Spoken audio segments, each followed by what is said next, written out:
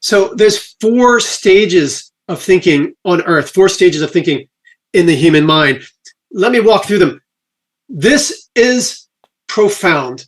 This gets to the ultimate structure of reality, the ultimate purpose of reality, and reveals a great cosmic cycle, physical cosmic cycle in reality, if we follow these ideas to their natural, logical, and empirical conclusions. There's 4 stages of thinking. The first stage of thinking was the transition from purposelessness, from pure physics, aimless physics, to purposefulness, to the first purpose, the first goals and objectives in the universe. So the simplest minds on Earth are all molecule minds. The thinking elements, the physical thing doing the thinking in the simplest minds on Earth are individually identifiable molecules. For example, the simplest mind on Earth is the mind of an archaea. An archaea is a form of life. It's a lot like bacteria. In fact, they were mistaken for bacteria for the first 300 years of us having a microscope. The first 300 years of modern biology, they thought archaea were the same as bacteria. Archaea are the oldest form of life. They're the simplest form of life. Their minds are individually identifiable molecules. The nanoarchaea, which is the smallest living organism, has about 10,000 molecules in its mind. We can count them if we want to. We can identify them. We can see its complete molecular mind. Molecule minds think in terms of points. So, for example, the Halioarchaea seeks out sunlight. It's a little single cell creature. It lives in salt water. It's very tolerant of salt. Lives in a Great Salt Lake. It's the only creature that can survive in the highly saline lake of the Great Salt Lake. It moves towards the light. It has perhaps the simplest living mind on Earth right now. It has some simple molecules that react to light, and when they react, they trigger a flagella. So this simple combination of a light-sensitive molecule that changes its shape, and it triggers a set of hundreds of molecules that wave a little flagella. That's the simplest mind. All the single-celled creatures are molecule minds. So bacteria, archaea, protozoa, molecule minds, simplest minds on Earth. That's what got thinking going in the universe. That's how thinking emerged from chaos. Stage 2, the second stage of thinking, are neuron minds. The individual thinking element in a neuron mind is a neuron, an individual molecule mind. Every neuron is a self-contained mind. Every neuron is an independent mind. It is a molecule mind. So I mentioned earlier that the dynamics of consciousness, the dynamics of mind are hierarchical, they're recursive. So we have a mind of a neuron, which is now interacting with other neurons. So there's 2 layers of dynamics, the dynamics within the neuron, and now the dynamics between the neurons. Invertebrates, like jellyfish, insects, worms, they all have neuron minds. Their brain, not all of them have brains. The hydra, for example, it's like a little jellyfish, does not have a brain. It has neurons. It has a network of neurons, but it does not have a centralized brain. Those don't start till the flatworms. There's roundworms, they don't have brains either. Then flatworms, they have brains. And then insects definitely have brains. So neuron minds have a network of neurons. That network is the primary thinking element in a neuron mind. So it has thinking happening inside neurons, just like it happens inside a bacterium or inside an archaea, but it also has thinking across these neural pathways. Neuron minds think in terms of shapes. Molecule minds can think of points. They can conceive of points. The dynamics deal with points. The dynamics in the neuron mind can deal with a variety of shapes. But what they don't deal with are objects. To do that, we need the third stage of thinking, which are module minds. The thinking unit in a module mind is a neural network. A module in a module mind is another independent mind. It's an independent neuron mind. So neuron minds are made up of molecule minds. A molecule mind is made up of neuron minds. So now we have 3 recursively hierarchical kinds of dynamics happening simultaneously. There's activity happening in the neurons, there's activity happening between the neurons, and there's a whole other level now of activity between networks of neurons, 3 levels of activity. This is what it takes to think about objects as stable things out in space that we can interact with, that we can control, that we can use for things. So even insects cannot think in terms of objects, but vertebrates can. All the vertebrate minds, fish, amphibians, reptiles, birds, mammals, they all have module minds. Module minds are all conscious. They all have the dynamics of consciousness that I described before. Top-down, bottom-up matching within a module. The modules that have top-down, bottom-up resonance are capable of consciousness. There are many modules in the mind that we use all the time that are not capable of consciousness. A good example is the how module, the targeting module. I am reaching to point to the camera. I'm using my how module. The how module is unconscious.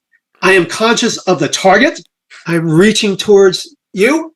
I'm reaching towards the camera. I can be conscious of my hand. My hand is moving through space, but I am not conscious of the act of doing there. To see this, try to explain to somebody how to push a button in an elevator.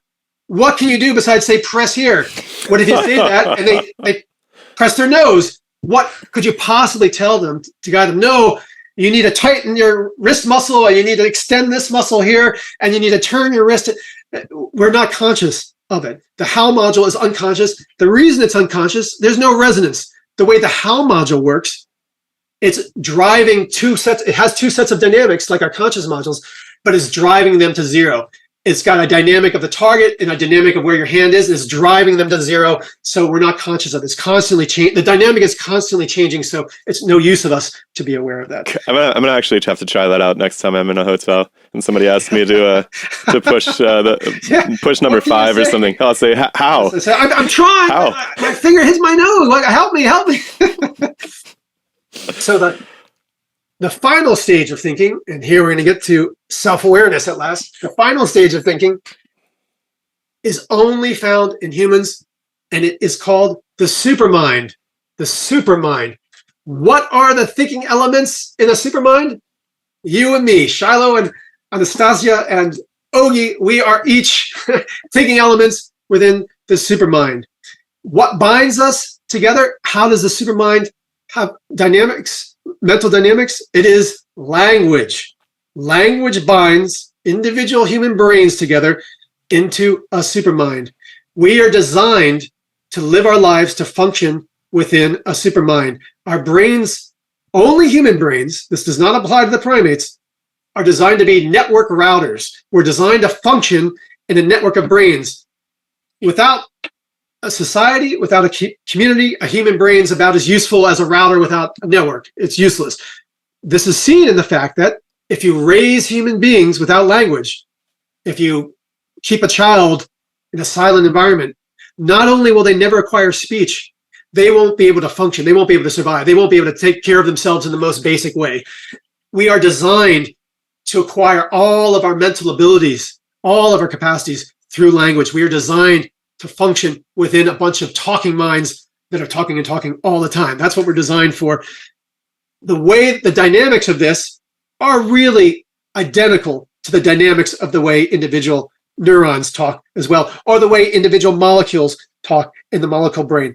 This is a consistent physical dynamic. We see it at the molecule mind level, the neuron mind level, the module mind level, and now at the supermind level of us. So self-awareness, the fact that we can talk about a concept like qualia, that we can talk about the physical details of our experience, that what looks like a velvet curtain behind you guys looks a rich shade of blue. There's this qualia blue. I'm experiencing a blueness which is different than redness.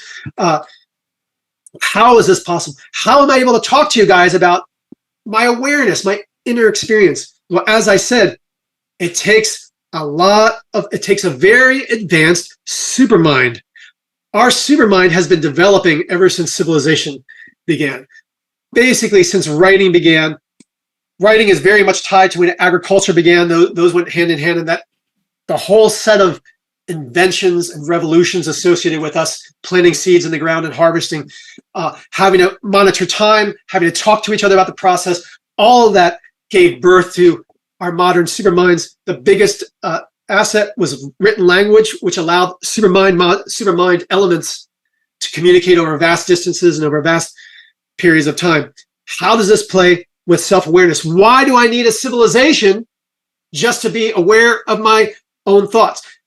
It's because the dynamics of self-awareness involve two big sets of dynamics. The first set of dynamics is our consciousness cartel that we already talked about. It's me being visually aware of this microphone. Resonance, I see a microphone, I hear a microphone too. This is resonating. This is the consciousness cartel. On top of the consciousness cartel, only in humans, are language dynamics flowing between the minds. I wasn't born with knowledge of the word or concept, self-awareness. That wasn't genetically programmed somehow that at age 12, I would become self-aware, that I would understand that, I can be aware of the qualia of blue. No, that comes from the supermind. The supermind had to develop philosophy. It had to develop a notion of mind-body problem. It had to develop the notion of self-awareness. It had to develop the notion of qualia, had to develop neuroscience, all these complicated ways of talking. And even then it wasn't enough. Most people who talk about consciousness, Susan Blackmore she's not behind, she is the front line. Most people who go to tackle about consciousness end up in that place because the seer mind has not yet equipped us with the insights, concepts, and knowledge. I'm now sharing this. Hopefully these ideas will start going out in the supermind, and maybe the future generations, this will be automatic for them. They'll be, oh yeah, of course, there's a consciousness cartel, there's resonance, we're self-aware because the dynamics of the supermind between the minds is cycling with our consciousness cartel. Our consciousness cartel gives us meaning. Our consciousness cartel knows this is a microphone, this is what a microphone feels like and sounds like. Our consciousness cartel knows that. The supermind has a word, self-awareness.